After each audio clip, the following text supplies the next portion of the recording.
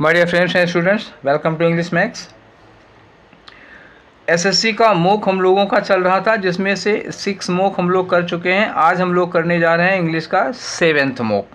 ठीक है, इसके पहले के 6 मॉक जिन लोगों ने नहीं किए हैं वो देख लें जाके।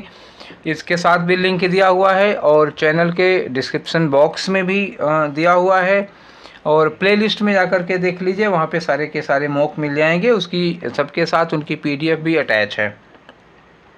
ठीक है, सारे के सारे मॉक लेवल के हैं, आपको पता लग जाएगा, अंदाज़ा लग जाएगा आपको आपकी तैयारी का। और ये हर तरह का एसएससी के जितने भी एग्ज़ाम होते हैं सबके लिए काम का है। ठीक, तो चलो शुरू करते हैं आज का पहला क्वेश्चन। और पहला क्वेश्चन स्टार्ट होता है, देखो क्या क्या रहे हैं पहले क्वेश्चन में। स्टेटमेंट देख लो।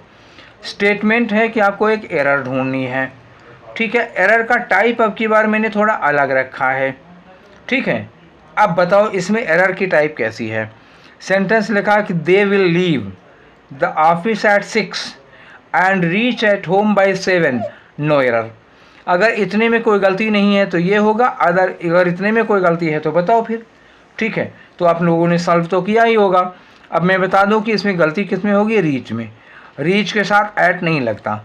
ठीक, देखो अराइव और रीच के बाद अगर प्लेस का नाम दिया होता है तो कोई प्रीपोजिशन नहीं यूज किया जाता, नो प्रीपोजिशन। ठीक, अगला आ जाओ क्वेश्चन नंबर 2 में। देखो क्वेश्चन नंबर 2 क्या कह रहा है बच्चा, ये ऐसे आ जाओ। क्वेश्चन नंबर 2 है the liar told the client. देखो यहाँ टोल्ड किस में है, पास्ट में है। That he would represent him. Would, देखो वुड क्या है, ये भी वर्ब की सेकेंड फॉर्म है, ये विल की क्या है, विल की सेकेंड फॉर्म है, दोनों पास्ट हो गई। Only if he pays up his fee. अब ये देखो लिखो पेज लिखा हुआ है, अब मामला फंस गया। ये क्या है, वर्ब की फर्स्ट फॉर्म हो गई। ठीक, ये धोखा हो गया ना। तो देखो दो पास्ट में है, एक टोल्ड पास्ट में है, ये वुड पास्ट में। ये तो मैच कर गया, लेकिन ये जो पेज लिखा ये मैच नहीं किया। अब इस पेज की जगह क्या हो जाना चाहिए, पेड होना चाहिए। क्लियर, बात समझ में आ गई। तो ये इसमें एरर किस में है, सी में है। ठीक, अब आगे आ जाओ। अगला क्वेश्चन है, देखो इसमें कह क्या रहे हैं इस क्वेश्चन में कि choose one word for the given sentence. One word चुनना है। क्या है भैया क्वेश्चन, क्या है, देखो क्वेश्चन है बच्चा, platform on which criminals are executed. वो प्लेटफार्म, वो चबूतरा जिस पर क्रिमिनल्स को फांसी दी जाती है। तो देखो एक नीचे एक प्लेटफार्म होता है और ऐसे ऐसे खड़ा किए रहते हैं, यहाँ पे रस्सी लगी होती है और यहीं लटका के ऐसे टांग देते हैं। समझ में आ गया ना। तो ये जो प्लेटफार्म है जिस पर खड़ा किए रहते हैं, इसको क्या कहते हैं, इसको कहते हैं स्कैफोल्ड। क्या कहते हैं, स्कैफोल्ड कहते हैं। तो आपका आंसर तो होगा बी। बाकी चारों के आंसर जानना चाहते हो, मतलब जानना चाहते हो तो बता देते हैं। रेवेलरी एक वर्ड होता है, रेवेलरी। रेवेलरी का मतलब जानते हो, वेस्टर्न कंट्रीज में शराब पीने का एक उत्सव होता है। समझ में आ रहा है, उसमें सरकार की ओर से पिलाई जाती है फ्री में।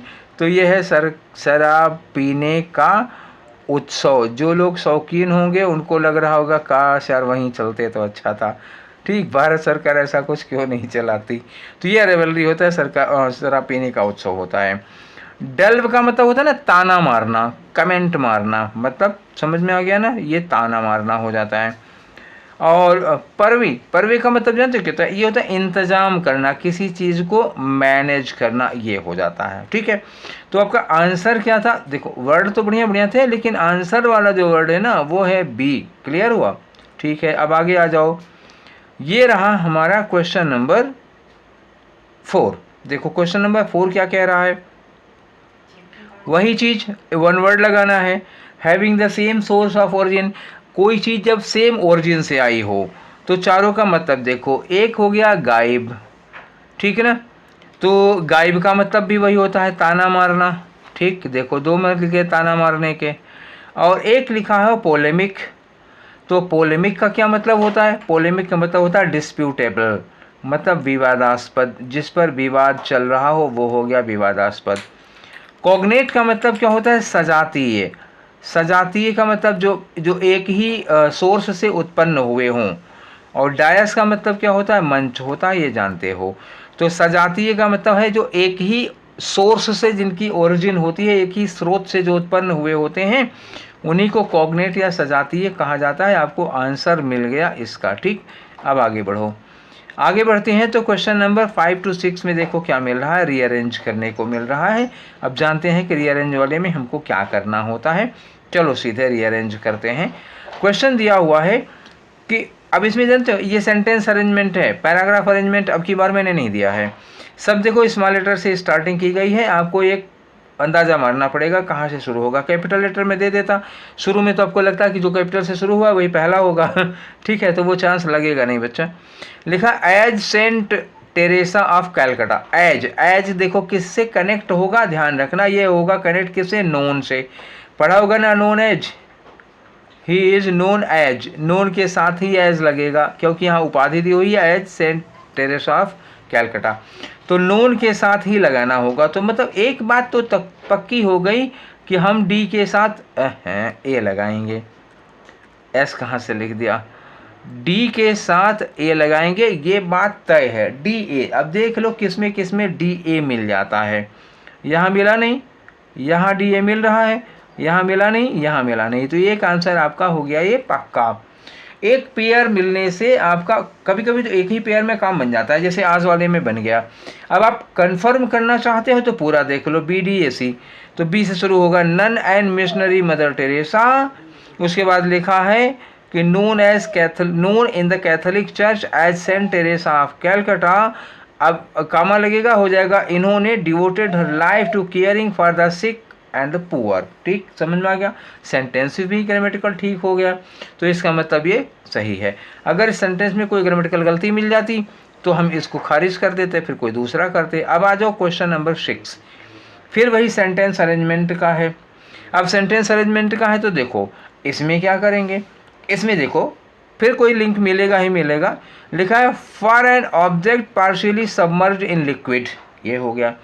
लिखा है the volume of displaced liquid is equivalent to the. अब यहाँ टू द के बाद पूरा करना पड़े, इक्विवेलेंट टू द किसके, देखो यही लिखा है the volume of displaced liquid is equivalent to the. अब हमको मिल गया यहाँ पे जानते हो क्या, D, volume of an object fully immersed in liquid. आप समझ में आ गया, तो हमें बी के बाद डी लगाना है, ये बात तो पक्का हो गया। ठीक है ना, क्योंकि बी को कंप्लीट कर रहा है यही वाला। अगर हम ये लगाते हैं बी के बाद तो बी के बाद ए लग नहीं पाएगा और बी के बाद सी लग नहीं पाएगा, बी के बाद डी ही लग पाएगा, तभी सेंटेंस कंप्लीट होगा। अब देखते हैं बी डी हमारा कहाँ है, यहाँ दिया हुआ है, बी डी हमारा यहाँ भी दिया हुआ है। ठीक, दो में बी डी दिया हुआ है और किसी में बी डी है, यहाँ भी नहीं है, यहाँ भी नहीं है।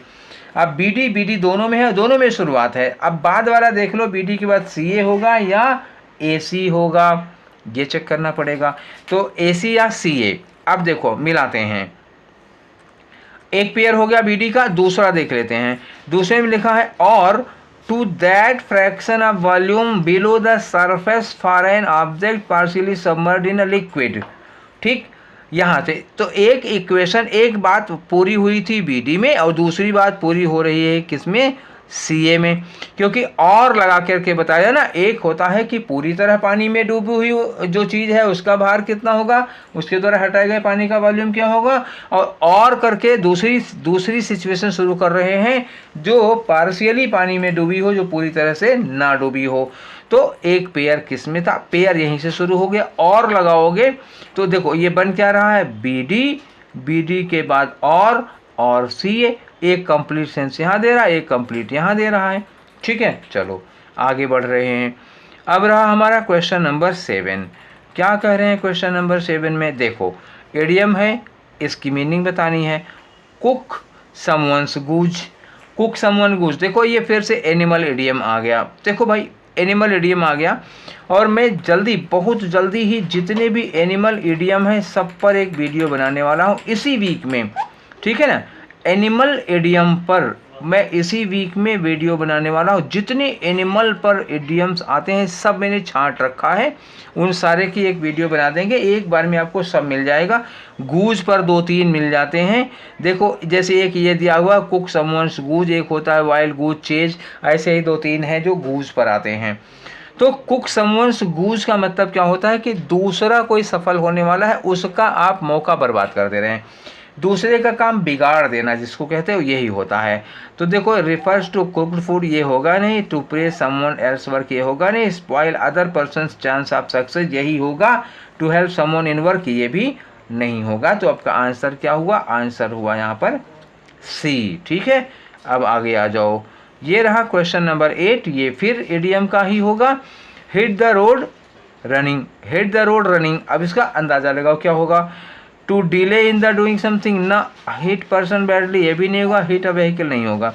होता क्या है कि कोई काम शुरुआत करो, स्टार्ट करो कोई चीज़, ठीक है, उसको बड़ी तेज़ी के साथ पूरा करो, बड़े जोश के साथ पूरा करो, ये होता है हिट द रोड रनिंग। समझ में आ गया, दौड़ते हुए रोड को हिट करना मतलब किसी काम की शुरुआत करना और बहुत तेज़ी के साथ उसको कंप्लीट करना। आंसर हो गया डी। ठीक, अब आगे आ जाओ। ये रहा 9 और 10। क्या कर रहे हैं 9 और 10 में, जो कैपिटल में लिखा है उस वर्ड की क्या बतानी है, मीनिंग बतानी है। मीनिंग ये देखो, best express the meaning, meaning बतानी है। ये वर्ड क्या है, फायर्ड। सेंटेंस पढ़ लो, he was fired for negligence on duty, duty पर लापरवाही करने के लिए उसको फायर कर दिया गया। तो आपको क्या लग रहा है, फोल्ड फायर कर दिया मतलब गोली मार दी गई। ये फायर गोली मारने वाला नहीं है, इस फायर का मतलब होता है नौकरी से निकाल देना। ठीक है, समझ में आया। तो एक फायर होता है गोली मारना और एक फायर क्या होता है, नौकरी से निकाल देना। तो ये नौकरी से निकाल दिया गया, रिलीव्ड ऑफ हिज जॉब, ये होगा ए वाला। ठीक है ना, क्लियर। ठीक है, चलो आगे। अब आगे क्वेश्चन नंबर 10 पर, ये फिर एक ऑब्लिटरेट दिया हुआ है। देखो ऑब्लिटरेट का मतलब क्या होता है ना, ऑब्लिटरेट का मतलब होता है रिमूव करना, किसी चीज़ को वहाँ से हटा देना, ये इसकी मीनिंग होती है। सेंटेंस देखो, democracy is not the standardising of everyone, हर किसी का स्टैंडर्डाइजेशन नहीं हो सकता। So as to obliterate all peculiarity, ताकि हर कोई हर तरह की पिक्यूलियरिटी ही खत्म हो जाए, ऐसा नहीं होगा। तो एक्सटिंग्विश मतलब होता है ना आग से, आग बुझाना। ठीक, एक्सटिंग्विश आग बुझाना होगा तो आग बुझाना यहाँ लगेगा नहीं। डेमोलिश मतलब होता है किसी चीज़ को ढहा देना, तो बिल्डिंग थोड़े नहीं गिरा रहे हैं भाई, ये है एरेज। तो एरेज का मतलब क्या होता है, मिटा देना, रिमूव कर देना। तो सेंस सबसे बढ़िया किसका आ रहा है, सी का सेंस आ रहा है, चेंज यहाँ लगेगा नहीं। ठीक है, तो 10 क्वेश्चन हो गए। अब रहा हमारा क्वेश्चन नंबर 11। क्वेश्चन नंबर 11 का स्टेटमेंट पहले देख लेते हैं। स्टेटमेंट क्या है, एंटोनियम दिया हुआ है और जो वर्ड कैपिटल में लिखा हुआ है ये दिखा हुआ है। ठीक है, आगे आ जाओ। तो वर्ड क्या है, ये लिखा है अल्ट्रुइस्टिक। अल्ट्रुइस्टिक मतलब वैसे होता है परोपकारी, लेकिन सेंटेंस में पढ़ लेते हैं। It was no altruistic motive that prompted him to help other, ये कोई अल्ट्रुइस्टिक मोटिव नहीं था। तो इसका एंटोनियम, अल्ट्रुइस्टिक मतलब क्या होता है, दूसरों का उपकार करना, परोपकार करना। इनह्यूमन अमानवीय होता है, ब्रूटल मतलब क्रूर होता है। तो यहाँ क्रूर तो दयालु का अपोजिट होगा, ये तो होगा नहीं काइंड का, सेल्फिश होगा। ठीक, परोपकारी का अपोजिट क्या होता है, स्वार्थी होता है। सेल्फिश इसका सही एंटोनियम होगा, आंसर हुआ सी। विक्ड माने दुष्ट होता है, ये यहाँ लगाना नहीं है। अब आ जाओ क्वेश्चन नंबर 12 पर। क्या कह रहा है 12, स्क्वांडरिंग। स्क्वांडरिंग का मतलब जानते हो क्या होता है, ये फिजूल खर्च करने वाले आदमी को कहते हैं। जो पैसा क्या करता है, फिजूल खर्च किया करता है, उसको कहते हैं स्क्वांडरिंग। तो अब इसका अपोजिट मतलब बचाने वाला होगा। तो देखो डिस्कार्डिंग होगा नहीं यहाँ पे, और डोनेटिंग दान देने वाला हो जाता है। तो फिजूल खर्च करना, दान देना, हालांकि दान देना फिजूल खर्च करना नहीं है, लेकिन ये खर्च करने से ही रिलेटेड है, इसलिए नहीं होगा। स्टीलिंग चुराना कोई मतलब नहीं है। होल्डिंग का मतलब जमाखोरी करना, बचा के रखना। तो यही आपका एंटोनियम होगा, डी वाला। क्लियर, ठीक है, आगे आ जाओ। 12 क्वेश्चन हम लोग कर चुके हैं और देखो 13 में कह क्या रहा है, ये पैसिव वॉइस है। 13 और 14 में समझ में आ ही गया है कि हमको करना क्या है। ये आ जाओ क्वेश्चन पे, लिखा है it is your duty, it is your duty to make tea at 11 o'clock, मतलब ये तुम्हारी ड्यूटी है कि 11 बजे चाय बनाओ। अब देखो भैया, इस तरह के सेंटेंसेज को जो पैसिव वॉइस में बनाया जाता है तो कोई रूल काम नहीं करता, यहाँ सेंस काम करता है। ठीक है, तो पैसिव में जो सेंटेंस बना हो, पैसिव में उसका स्ट्रक्चर होना चाहिए और सेंस ठीक ठाक आ रहा हो। पहले जो एक्टिव में सेंटेंस दिया है उसका सेंस निकालो। It is your duty to make tea at 11 और मतलब एट 11 o'clock, 11 बजे चाय बनाना तुम्हारी ड्यूटी है। मतलब क्या हुआ, तुम्हारी ड्यूटी है मतलब क्या हुआ कि तुमसे ये उम्मीद की जाती है कि तुम 11 बजे चाय बनाओ। अगर किसी की कोई ड्यूटी होगी तो उसको उससे ये बात उम्मीद की जाती है ना, एक्सपेक्ट किया जाता है। कुछ ऐसा ही होगा। तो you are asked to make tea, तो you are asked to make tea, तो ये मतलब हुआ आपसे कहा जाता है, ये नहीं है। Tea is made by you, तो tea is made by you present indefinite में ये हैबिचुअल सेंटेंस हो जाएगा, इसका मतलब वो रोज़ बनाता है। You are suppose to make tea at 11 और यू आर सपोज टू, आपसे उम्मीद की जाती है, ये ठीक लग रहा है। Tea is to be made by you, तो tea is to be made by you. अब देखो मेक लिखा हुआ है तो गलत हो गया ना, tea is to be make, ये ग्रामर ही गलत हो गई, तो ये लगेगा ही नहीं। तो सही सेंस कौन सा हुआ, किसका सुटेबल हुआ, सी वाले का हुआ। अब आ जाओ, एक क्वेश्चन है 14 में। 14 में ये फिर पैसिव वॉइस का क्वेश्चन है। तो इसमें देखो क्या कह रहे हैं, इसमें देखो लिखा हुआ है दे वर डेकोरेटिंग द हाउस। देखो ये लिखा है वर्क के साथ डेकोरेटिंग। अच्छा, जब हम लोगों ने पढ़ रखा है कि वाज वर्क के साथ जब भी वर्क की आईएनजी फॉर्म आती है तो हम इसको गोली मारे पहले लिखते हैं डेकोरेटिंग। जब भी वर्ब की आईएनजी फॉर्म होती है तो हम इसकी पैसिव बनाते हैं, तो क्या करते हैं, बीइंग लगाते हैं और बीइंग के साथ वर्ब की थर्ड फॉर्म यूज करते हैं। वाजवर हम वाजवर कर लेंगे, मतलब बीइंग डेकोरेटेड होना चाहिए और क्या होना चाहिए, हाउस पहले आ जाएगा। तो सब में देखो हाउस लगा हुआ है पहले, ये तो ठीक है। हाउस, अब देखो वर्ब लगा हुआ है तो हमें वाज चाहिए हाउस के लिए, वाज होगा, हैड बीन होगा नहीं, ये वाज ठीक है, ये इज होगा नहीं। दो हमारे कट चुके हैं, बी और डी नहीं हो सकते। उसके बाद डेकोरेटिंग में हमें क्या चाहिए, बीइंग डेकोरेटेड, मतलब आईएनजी फॉर्म लगना चाहिए था। ये वाज डेकोरेटेड लगा है, यहाँ बीइंग नहीं लगा है, तो इनका भी काम तमाम। अब बचा क्या है, यहीं बीइंग डेकोरेटेड हमको मिल गया, तो आंसर क्या हो गया, सी हो गया। किसी को कोई शक सुबह डाउट हो तो बताओ मुझे, वैसे होना नहीं चाहिए, पूछोगे क्या। अगला क्वेश्चन है 15 से 16 में खाली जगह भर लो, फिर डबल फिलर। देखो ये उस दिन की तरह मैंने डबल फिलर दिए हैं, 2-3 बार देंगे अभी, उसके बाद फिर मिक्स करके देने लगेंगे, थोड़ी आदत पकड़ लें आप लोग उसके बाद, ठीक है। It is a noble quality to dash the good, ठीक है ना।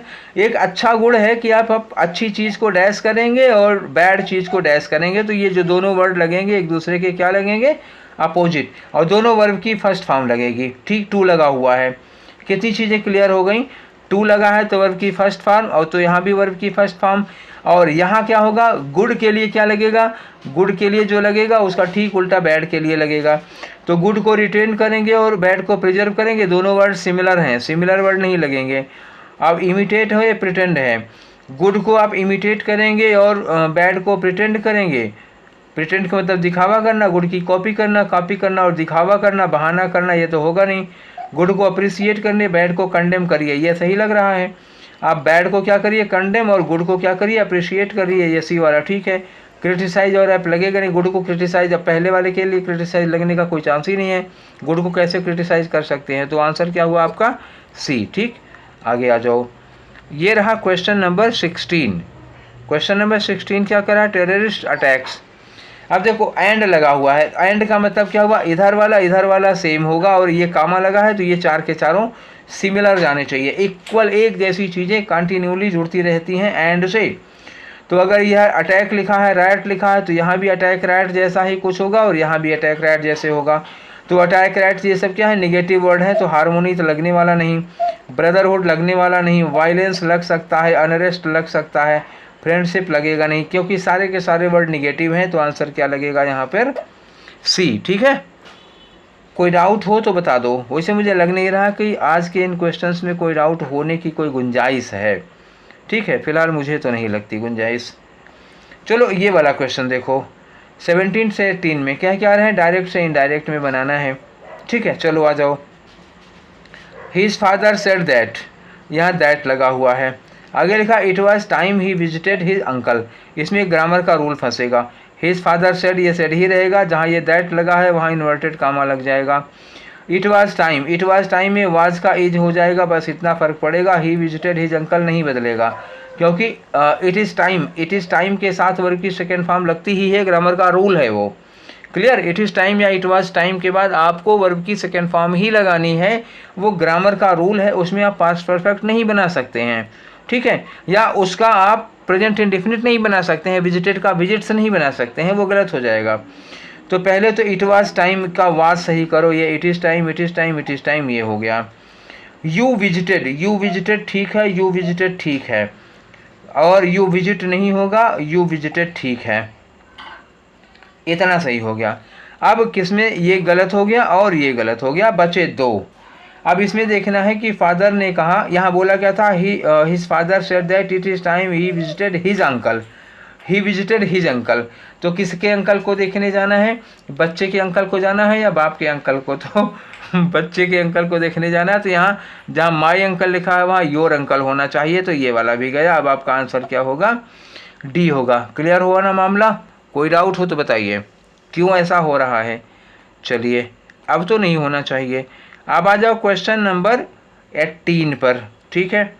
तो क्वेश्चन नंबर 18 पर हमें पहले ऐसे निपटना पड़ेगा, इसको पहले देख लेते हैं। देखो क्योंकि नीचे तक आपको दिख नहीं रहा होगा। देखो माय फ्रेंड आस्क्ड मी, तो माय फ्रेंड आस्क्ड मी, अब यहाँ पे ये डायरेक्ट में ही दिया हुआ है आस्क्ड, तो हम कुछ कर नहीं सकते हैं, ठीक है। इसको थोड़ा नीचे करके पढ़ लेते हैं, बाद में सही कर लेंगे। तो माय फ्रेंड आस्क्ड मी, यहाँ तो ऐसे ही रहेगा। डिड यू, अब डिड का जानते हो क्या हो, डिड यू सी। अब डिड यू सी, डिड का बदल के क्या बन जाता है, हैड, और वर्ब की थर्ड फॉर्म सीन, और ये जो यू है ये पहले आ जाएगा, तो मी के लिए बदलेगा आई, और यहाँ क्वेश्चन में लग जाएगा इफ़ आई हैड सीन, ठीक, ऐसे हो जाएगा। My friend asked me if I had seen, ठीक। तो यही हमें ढूंढना होगा सबसे पहले, इफ़ आई हैड सीन। अब देखो चारों ऑप्शन आपको दिखाई दे रहे होंगे।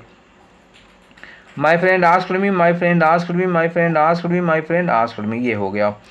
अब वेदर लगा है चारों में, ठीक है, कोई बात नहीं है, इसमें वेदर लगा है, इसमें नहीं लगा है, ये काट दिया, इनकी कहानी ख़त्म हो गई। आई डिड सी, डिड का हैड बनना चाहिए, इनकी भी कहानी ख़त्म हो गई। सी और डी दो जा चुके। अब देखो आई सा मैंने कहा था कि डिड का हैड सीन हो जाएगा, तो ये सा नहीं होगा, ये बी वाली की कहानी ख़त्म। अब कौन सा बचा, ए वाला बचा। क्लियर हो गया ना, ठीक है, आगे आ जाओ। क्वेश्चन नंबर 19 क्या कह रहे हैं 19 में, ये देखो एक अंडरलाइंड पार्ट दिया हुआ है, फ्रेज है, इसको इम्प्रूव करना है। अगर यहाँ कोई गलती हो तो इम्प्रूव करो, नहीं तो छोड़ दो, ठीक। देख लेते हैं, लिखा है finishing his breakfast he started working. अच्छा ये बताओ कि ब्रेकफास्ट ख़त्म करने के तुरंत बाद काम शुरू कर दिया या कुछ रुक के किया होगा, तो जाहिर सी बात है थोड़ी देर काम रुक के किया होगा ना, तुरंत थोड़े ना हथौड़ा लेके शुरू हो गया जी, ऐसा नहीं होता। तो पहला काम पूरी तरह से ख़त्म करने के बाद शुरू हो रहा है। दोनों कामों के बीच में ब्रेकफास्ट ख़त्म करना और काम स्टार्ट करने में क्या होगा, गैप होगा। अब अगर जब गैप होता है तो हम परफेक्ट पार्टिसिपल यूज करते हैं, तब क्या करते हैं, हैविंग के साथ वर्ब की थर्ड फॉर्म लगाते हैं। प्रेजेंट पार्टिसिपल जब लगाओगे ना फिनिशिंग के साथ, इसका मतलब दोनों कामों में कोई गैप नहीं है, इमीडिएटली एक दूसरे के एक के बाद एक है। जबकि यहाँ गैप चाहिए, तो गैप चाहिए में तो फिनिशिंग नहीं, हैविंग फिनिश्ड होना चाहिए, तो ये आंसर होगा हैविंग फिनिश्ड हिज ब्रेकफास्ट, ठीक है। अगला क्वेश्चन है क्वेश्चन नंबर 20। तो क्वेश्चन नंबर 20 है इन आवर फ्रेंड्स सर्कल, तो हमारे फ्रेंड सर्किल में it is customary for each of the members to buy their own ticket. अब ये जो देयर लगा है किसके लिए लगा है, ईच मेंबर के लिए लगा है। और प्रोनाउन में मैंने बताया था कि जब ईच लगा होता है तो यहाँ देयर ना होकर के सिंगुलर लगेगा, या तो ये हिज लगाओ या तो ये हर लगाओ। वैसे कॉमन में क्या यूज किया जाता है, हिज यूज किया जाता है। तो क्या गलत हुआ इसमें, इसमें ये जो देयर लिखा हुआ है ये गलत है। अभी आर बाइंग भी नहीं होगा, तो क्या लगेगा, to buy his own ticket होगा, ये लगेगा, क्या होगा, to buy his own ticket. अब टिकट्स भी नहीं लिखोगे, ठीक। तो आंसर क्या हो गया इसका, ए वाला हो गया। अब आ जाओ 21। तो 21 से लेकर 25 तक एक पैसेज है, और ये बड़ा भीषण पैसेज है, बड़ा लंबा चौड़ा पैसेज है। तो हम पहले क्वेश्चन पढ़ेंगे, और लंबा चौड़ा पैसेज देखिए आप लोगों ने पीडीएफ डाउनलोड करके देख ही लिया होगा, मैंने भेजा था, नहीं तो इसके साथ लिंक दिया ही रहता है, पीडीएफ आप निकाल के कर ही लिए होंगे। इसमें इतना बड़ा पैसेज पढ़ने में तो अभी हमको 15 मिनट पैसेज पढ़ने में लगेगा, फिर मैं कराऊंगा क्वेश्चन आंसर। इससे अच्छा होता है कि हम सबसे पहले क्वेश्चन कर लेते हैं, आंसर आपको ढूंढ के दिखा देंगे, उसके बाद सीधे आंसर लगा देंगे। पढ़ के पूरे का मतलब समझाने वाला नहीं मैं फिलहाल, ठीक है। आ जाओ, Which of the following is being referred as new growth. देखो इसमें किसको कहा जा रहा है, न्यू ग्रोथ कैटेगरी, ठीक। आपने पढ़ा होगा कि रिटेल शॉप के बारे में है, सुपरमार्केट के बारे में है, तो इन्होंने कहा कि सुपरमार्केट में कुछ नई कैटेगरी की ग्रोथ देखने में आ रही है। तो क्या इन्होंने मेंशन किया है, इसमें से किसको न्यू ग्रोथ कैटेगरी में उन्होंने रखा है, ठीक है। शॉप केक है, फ्रेश फ्रूट है, फ्रेश वेजिटेबल है, लिक्विड हैंड वॉश है, तो इन चारों में से कोई एक ही मिलेगा वहाँ पे, ठीक है। अगला क्वेश्चन आ जाओ। अगला क्वेश्चन क्या कह रहे हैं कि विच of the following is best conveys the meaning of the phrase watch out for. Watch out for का वैसे मतलब होता है सतर्क रहना। अब आगे देख लेंगे कि इसकी क्या मीनिंग वहाँ दी हुई है। अगला क्वेश्चन है 23, देखो यहाँ क्या कह रहे हैं, which of the following is being referred as certain amount of conflict. ये सर्टेन अमाउंट ऑफ कन्फ्लिक्ट किसको कह रहे हैं, मतलब क्या है, कोई विवाद होगा वहाँ पे, कोई कन्फ्लिक्ट होगा, तो ये चूंकि वहाँ से कोट निकाला गया है तो हम लोगों को डायरेक्ट आंसर इसका सीधे मिल जाएगा वहाँ पढ़ेंगे तो। और अगला क्वेश्चन है 24 में पूछ क्या रहे हैं, पूछ रहे हैं कि विच of the following is not true. ये आपको बड़े कायदे से देखना पड़ेगा, इसमें से कौन सी बात ट्रू नहीं है in the context of the passage के कंटेक्स्ट में। अब आगे आ जाओ, लिखा है क्वेश्चन नंबर 25 में कह रहे हैं कि विच क्लास या section of people are more likely to shop in the hyper market या सुपर मार्केट के आउटलेट में किस तरह के लोग ज़्यादा शॉपिंग करने जाने की एक्सपेक्टेशन होती है। सीनियर सिटीजन तो जाएंगे नहीं, यंगर जनरेशन हो सकती है, रिच कंज्यूमर हो सकते हैं, पुअर सेक्शन नहीं होगा, ये दोनों नहीं होगा, अंदाजन इन दोनों में से कोई एक होगा। चलो आंसर देखेंगे इसमें क्या क्या मिलेगा। तो देखते हैं हमें आंसर कहाँ कहाँ कैसे कैसे मिलता है, पैसेज बड़ा लंबा है, ठीक है। तो जहाँ जहाँ हमको आंसर मिलेगा मैं केवल वही आपको दिखाऊंगा। पहले देखो यहाँ इन्होंने कहा कि organise retail sector retail has fuelled new growth categories like, देखो क्या इन्होंने कहा, न्यू ग्रोथ कैटेगरी में इन्होंने रखा था लिक्विड हैंड वॉश, ये हमको मिला था लिक्विड हैंड वॉश, हमारा आंसर हो गया। ब्रेकफास्ट सीरियल्स है, वहाँ था नहीं। पेट फूड मतलब पालतू जानवरों के फूड हैं, और consumer good industry, in the consumer good industry, तो तीन चीज़ें, पेट फूड की बात किया, ब्रेकफास्ट सीरियल्स की बात किया और लिक्विड हैंड वॉश की बात किया। ये हो गया हमारा एक आंसर। उसके बाद देखो क्या मिलता है, हाँ देखो यहाँ पर एक क्वेश्चन मिल रहा है हम लोगों को, so there is a certain amount of conflict and competition, ये हमें क्वेश्चन मिला। तो ये हमें मिला था किस सेंस में मिला है, इसके पहले ही जिक्र किया गया है, उसको पहले देख लो तो फिर बताता हूँ।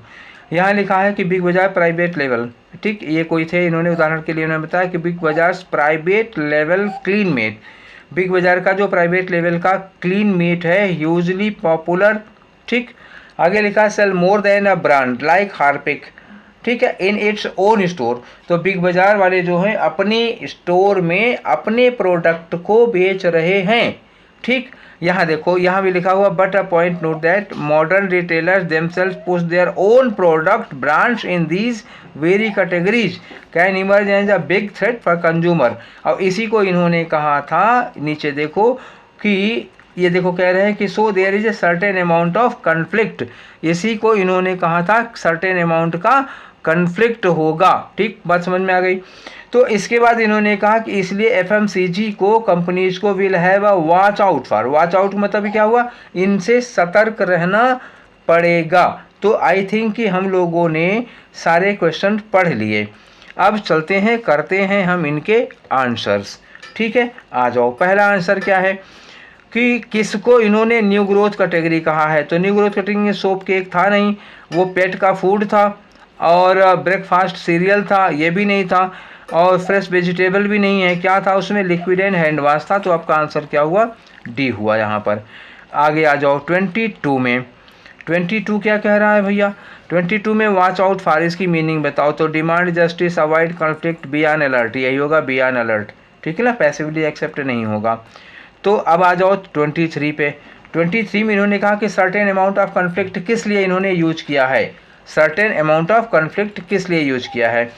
Retailers selling their own product with products of companies, या retailer selling similar product different consumer, ये नहीं होगा। ऑफरिंग ये नहीं होगा, यही पहला वाला होगा कि जो बिग बाजार जैसे रिटेलर है वो अपने प्रोडक्ट को भी कंपनीज के प्रोडक्ट के साथ बेच रहे हैं, इसी को सर्टेन अमाउंट ऑफ कॉन्फ्लिक्ट कहा था इन्होंने, ठीक है। अब आ जाओ क्वेश्चन नंबर 24 पे, क्वेश्चन नंबर 24 क्या कह रहे हैं, इसमें कहा जा रहा है कि नॉट ट्रू, इनमें से कौन सी बात ट्रू नहीं है। तो clean mate is a product of an organised retailer, ठीक है ना, तो ये बात ट्रू नहीं है।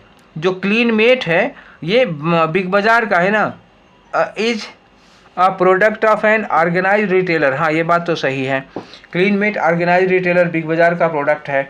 आगे लिखा some retailers don't keep some product if the profit margin is not good, ये बात भी गलत है भाई, ठीक है। क्यों, ये बात तो सही है कि बहुत से दुकानदार हैं जो उस सामान को रखते नहीं है अगर उसमें प्रॉफिट नहीं है तो। आगे लिखा a new brand can never quickly displace an established brand. ठीक है, तो ये बात गलत है, यही नॉट ट्रू है। ठीक, एक नई ब्रांड जो है वो कभी क्विकली इस्टेब्लिश्ड ब्रांड को मतलब रिप्लेस नहीं कर पाती। अगला लिखा है kirana store still remain an important channel, ये बात भी ट्रू है। ठीक, ये बात ट्रू है। और न्यू ब्रांड कैन नेवर, ये बात भी ट्रू ही है, और ये भी बात ट्रू ही है।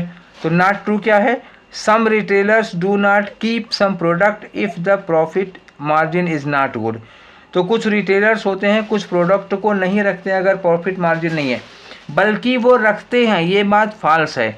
पैसेज में कहा गया है कि वो तब भी रखते हैं। क्यों रखते हैं, भले उसमें मार्जिन ना हो, प्रॉफिट ना हो, तब भी रखते हैं, क्योंकि ताकि कस्टमर आए, इसलिए। तो इसमें फाल्स क्या होगा, बी वाला होगा, यही आपका आंसर होगा।